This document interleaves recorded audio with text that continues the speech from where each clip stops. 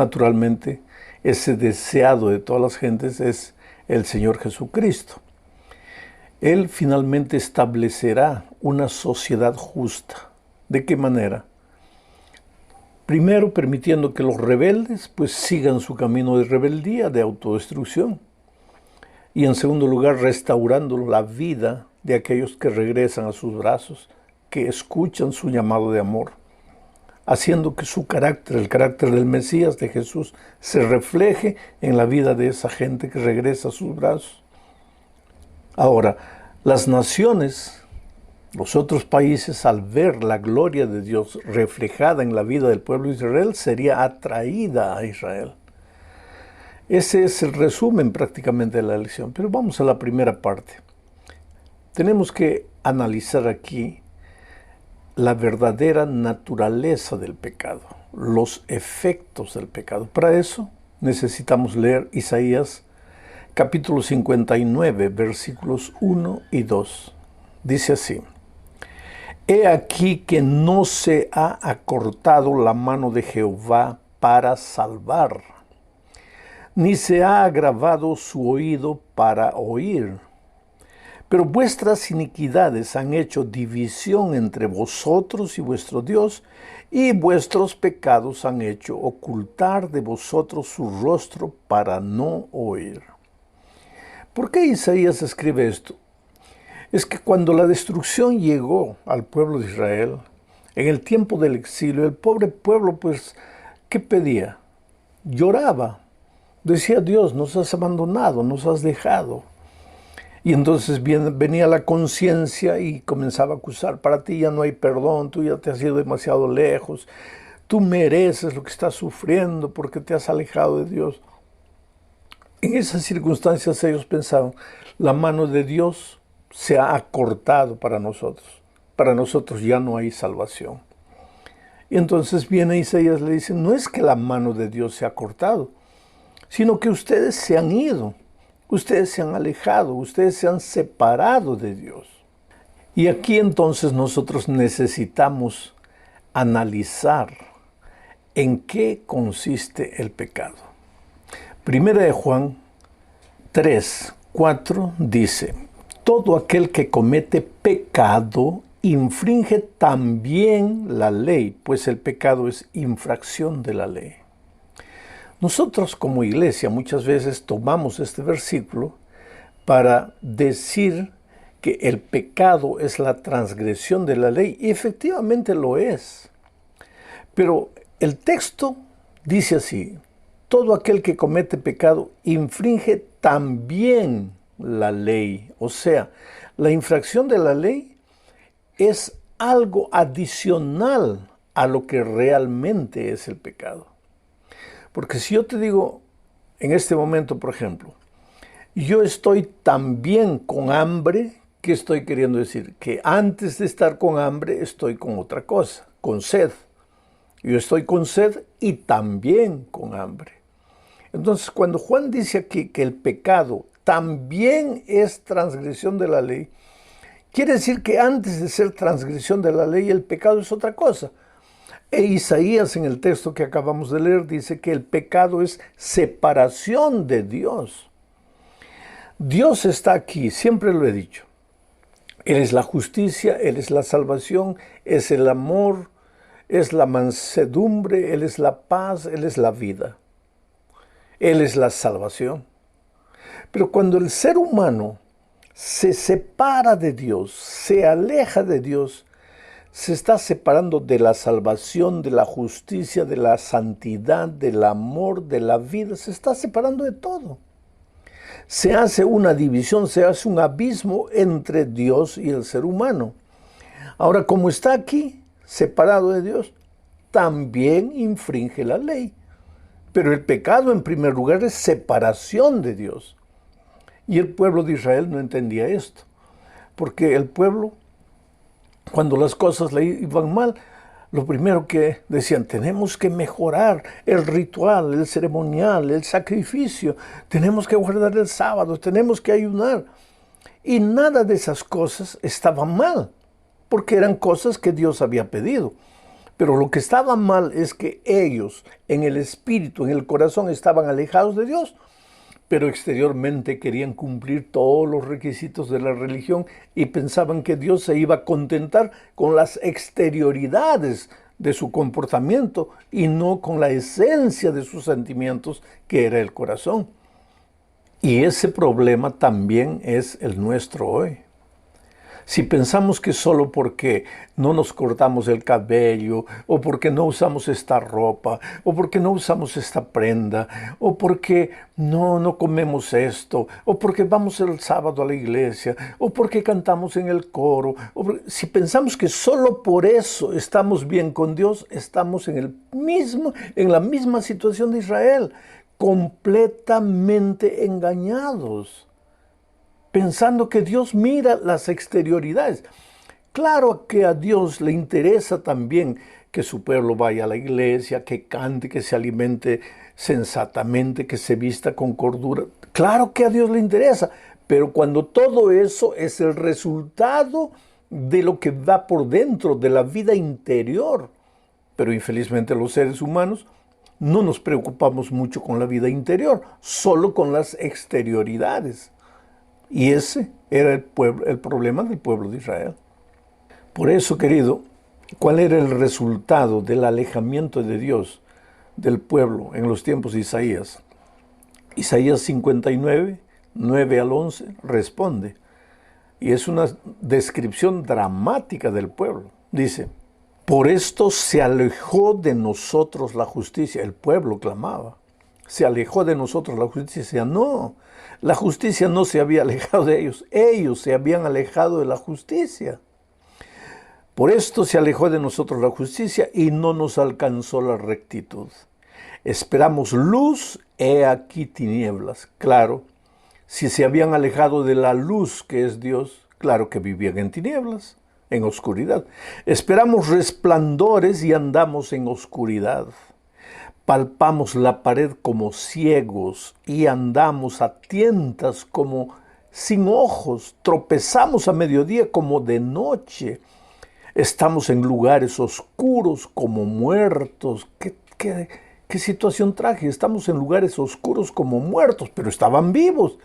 Respiraban, comían, trabajaban, se levantaban, se acostaban. Estaban vivos, pero estaban muertos espiritualmente. Vivían en oscuridad. Y sigue diciendo el texto, gruñimos como osos todos nosotros y gemimos lastimeramente como palomas. Esperamos justicia y no la hay, salvación y se alejó de nosotros. ¡Qué situación dramática! ¿Por qué es que a veces un cristiano cumple todo, sigue todo, guarda todo, se esfuerza para hacer esto, para no hacer aquello, se esfuerza, es disciplinado, dominio propio, ejerce toda la fuerza de voluntad que tenga, pero en el fondo no es feliz? Es como un oso que gruñe, es como una paloma que llora. ¿Qué le pasa? Es que está preocupado solamente con las exterioridades de las cosas y se olvida de la vida interior con Cristo. ¿Cómo se está con Cristo? Cuando se camina con Él, cuando se toma de la mano a Jesús. ¿Y cómo sucede eso? Cuando oras todos los días, estudias la palabra de Dios todos los días y buscas a una persona para Cristo. Cuando haces esas tres cosas, estás caminando con Jesús, estás andando con Jesús, estás viviendo en Jesús y el resultado es vida plena. Las cosas pueden estar cayendo a tu vuelta, pandemia, crisis financiera, desempleo, pero tú estás en paz en tu corazón y con esa paz en tu corazón tú eres capaz, como Pedro, de andar en medio o por encima de las aguas de las dificultades de esta vida. Vamos a la segunda parte. Aquí veremos si hay perdón o no. Y si hay perdón, ¿quiénes son los perdonados? Esta es la segunda parte de la lección. Leo Isaías 59, 4. Dice, no hay quien clame por la justicia, ni quien juzgue por la verdad. Confían en vanidad y hablan vanidades. Conciben maldades y dan a luz iniquidad. Y el versículo 20 de Isaías 59 dice, y vendrá el Redentor a Sión, y a los que se volvieren de la iniquidad en Jacob, dice Jehová. Interesante, cuando el pueblo se aleja de Dios, pues se siente abandonado, se siente triste, se siente perdido, no hay justicia, hay violencia, hay hipocresía, hay mentira, hay chisme. Es un pueblo que dice que está bien con Dios, pero ¿cuál es la raíz del problema? Es el carácter, es un carácter horrible, pelea, grita, agrede, el hogar está destruido, la relación con los hijos, con la familia está mal, pierde constantemente el empleo porque pelea con el jefe, pelea con el compañero de trabajo, pelea con todo el mundo. ¿Por qué? Tiene el carácter deformado. Ahí va, hace un curso de inteligencia emocional, aprende que tiene que portarse así, que tiene que ser así, pero cuando llega a la realidad no puede porque su carácter es horrible. ¿Y por qué su carácter es horrible? Porque no refleja el carácter de Jesús. ¿Y por qué? Porque está lejos de Jesús. Pero entonces viene el texto de Isaías 59, 20 que dice, pero hay salvación en Sión. En Sión. ¿Qué cosa es Sión? Para saber qué es Sión hoy, necesitamos saber qué era Sión en el Antiguo Testamento. Para saber qué es Babilonia hoy, necesitamos saber qué era Babilonia en el Antiguo Testamento. Pero estamos hablando de Sión. ¿Qué cosa era Sión en el Antiguo Testamento? Sión era el lugar donde Dios reunía a sus hijos, o quería reunir a sus hijos. Sión era el lugar a donde Dios llamaba a sus hijos. Sión era el lugar donde Dios prometía dar salvación a sus hijos. Sión era el lugar donde todos los que reconocían que estaban alejados de Dios podían regresar. Las puertas de Sión, de Jerusalén, siempre estaban abiertas. Entonces, ¿cuál es Sión hoy? ¿Dónde está Sión hoy? Entonces yo te pregunto, ¿cuál es el lugar hoy donde Dios está congregando a sus hijos? ¿Cuál es el lugar hoy donde Dios quiere estar con sus hijos? Quiere recibir la adoración de sus hijos. ¿Cuál es el lugar hoy donde la Biblia dice, donde 2 o 3 estuvieran reunidos en mi nombre, ahí estaré yo? ¿Dónde está Dios hoy? Claro que Dios puede estar en cualquier lugar, pero ¿dónde es el lugar donde quiere congregar a sus hijos, reunirlos a sus hijos? En su iglesia. Ahora, querido, tú sabes que la iglesia nos salva, pero no me digas que estás salvo si no estás en la iglesia. Un día el paralítico del tanque de Bethesda fue curado. Lo primero que hizo fue ir a la iglesia.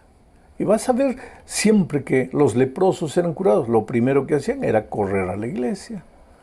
No para encontrar curación en la iglesia, porque ya habían sido curados por Cristo, pero porque en la iglesia es el lugar donde los hijos de Dios redimidos se encuentran para alabar a Dios. Vamos a la tercera parte del estudio. Es un llamado universal. ¿En qué sentido? Es que todo el pueblo, las otras naciones, los que no pertenecían al pueblo de Israel, cuando veían el carácter de Dios reflejado en los hijos de Israel, eran atraídos a Jesús. Vamos a leer el texto, Isaías 60, 1 y 2. Dice, levántate, resplandece, porque ha venido tu luz, y la gloria de Jehová ha nacido sobre ti. Porque he aquí que tinieblas cubrirán la tierra y oscuridad las naciones, mas sobre ti amanecerá Jehová y sobre ti será vista su gloria, y andarán las naciones a tu luz y los reyes al resplandor de tu nacimiento. Interesante. El pueblo cuando está alejado de Dios gruñe como oso, llora como paloma, canta tristemente, tropieza en las paredes, vive en la oscuridad, se lamenta, pero cuando regresa a Dios, ahora Dios les dice, levántate, resplandece porque ha llegado tu luz. ¿Qué es lo que ha llegado? El Señor ha llegado a Sión, a su iglesia, a su pueblo. Ahora levántate, ya no tienes que estar lamentándote. La oscuridad envuelve a las naciones vecinas, pero no a ti. ¿Por qué la oscuridad envuelve a las naciones? Porque están alejados de la luz que es Dios. Pero tú levántate porque ha llegado tu luz. La gloria del Señor se ha reflejado en ti. Y cuando las naciones vean la gloria de Dios reflejada en ti, entonces las naciones van a querer venir. Por eso la misión para Israel era diferente de la misión para nosotros. La misión en el Nuevo Testamento es sal, ve y proclama el Evangelio. Pero para Israel era vive el Evangelio de tal manera que reflejes mi carácter, de tal manera que las naciones al ver mi carácter reflejado en el tuyo, sean atraídos a la iglesia. Ahora, ¿por qué, pastor, usted dice que el carácter de Dios es su gloria o que la gloria de Dios es su carácter? Simples.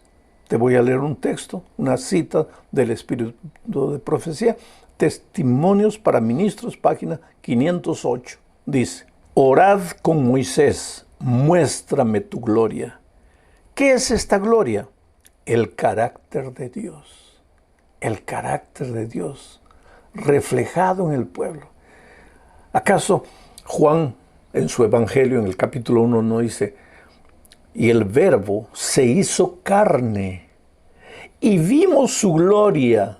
¿La gloria de quién? Del Padre, reflejada en el Hijo. Y vimos su gloria, gloria como la del unigénito del Padre. Jesús reflejó el carácter.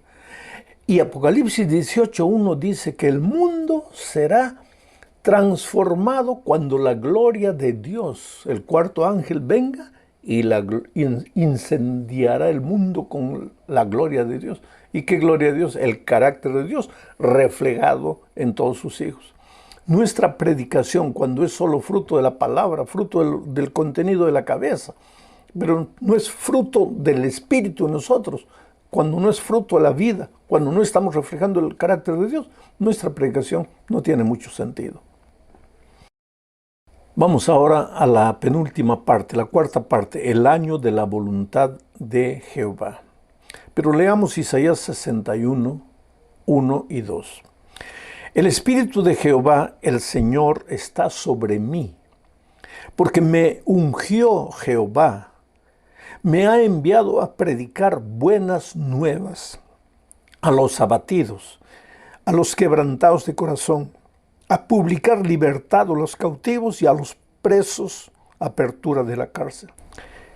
Bueno, en esencia, lo que Dios está hablando a través de Isaías es la llegada de un Mesías, la llegada de Cristo, anunciando el año de la buena voluntad de Dios.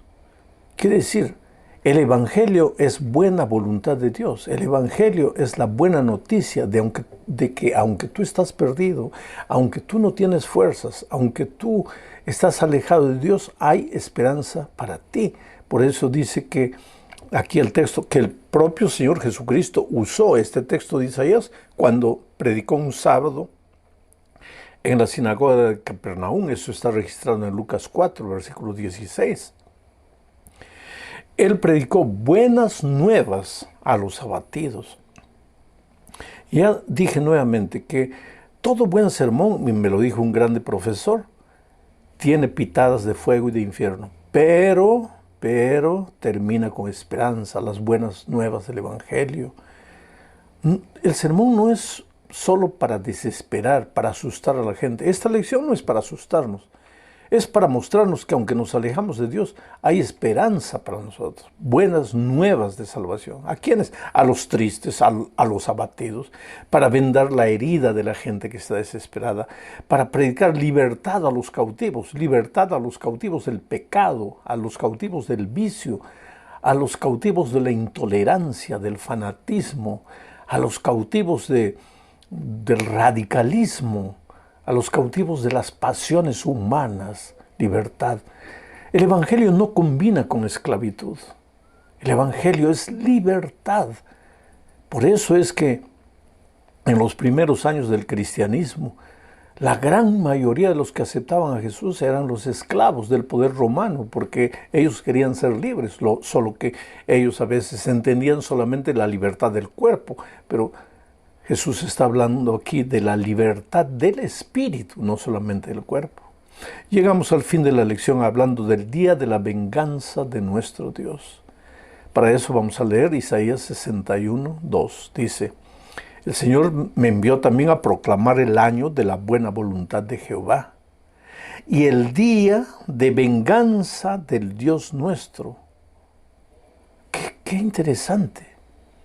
Al mismo tiempo que Dios anuncia el año de la buena voluntad, el mensaje de salvación, la libertad, este año de la buena voluntad se refiere figuradamente al día en que en Israel se celebraba el año del jubileo, se libertaba a los esclavos, se le devolvía las casas a la gente que había empeñado su casa y no tenía cómo pagar, año de libertad. Pero al mismo tiempo que anuncia el año de la buena voluntad, se anuncia que el día